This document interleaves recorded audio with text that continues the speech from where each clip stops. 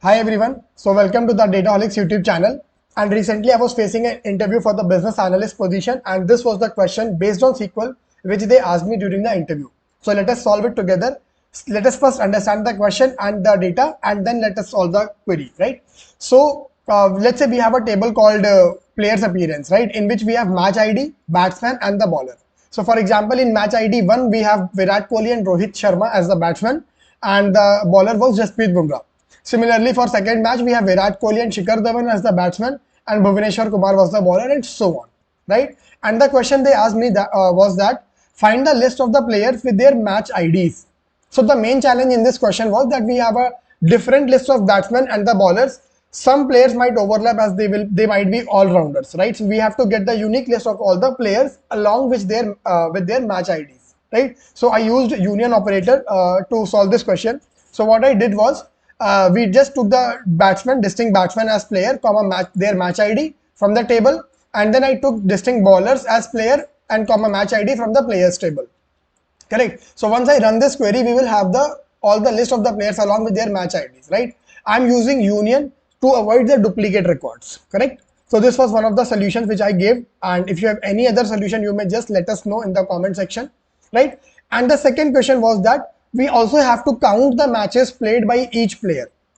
Correct. So what I did was I just again used the same above query, and I put it into a temporary table using CT, right? And from that CT, what I did was I took the player's name and the count of distinct match ID as the number of matches played by them, and I grouped the data by player, right? So if I run this whole, so we will have a list of all the players along with their number of matches they have played, right? So this was one of the question. Another question they asked me so since this is the IPL season, so they asked again the similar question based on cricket data set, right? So let's say we have a table for called match score in which we have balls and the runs, correct?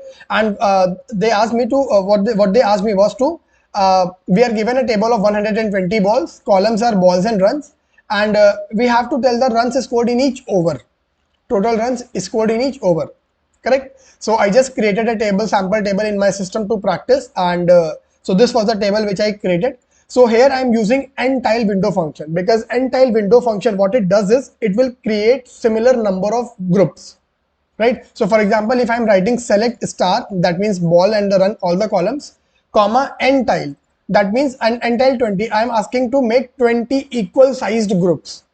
Correct. So since we have 120 balls, when I do n-tile 20, it will create 20 groups, each of 6 balls. Correct. Over order by balls as over. So order by balls, basically what it will do, it will take the first 6 balls at over as over 1, next 6 balls as over 2, and so on. Correct. So if I just show you this much part, so see we will have a column created called for overs, right? So the first 6 ball will be for over 1, and next 6 ball will be for over 2, and so on, correct? Then I'm putting this data into a temporary table using CTE, and then I'm calculating the overs, comma sum of run as total runs per over, and then I'm grouping the data by overs column. So if I run this whole, you will have the overs and the runs in each over, correct? So that is about n-tile window function, and runs is scored in each over, right? So so this was the solution. You may let us know any other solutions also, right? And thank you for being with us till here. Stay tuned and subscribe to our YouTube channel for more such videos. We will keep on posting such interview questions, right? So thank you, and let us know if you want any other questions to be solved on priority.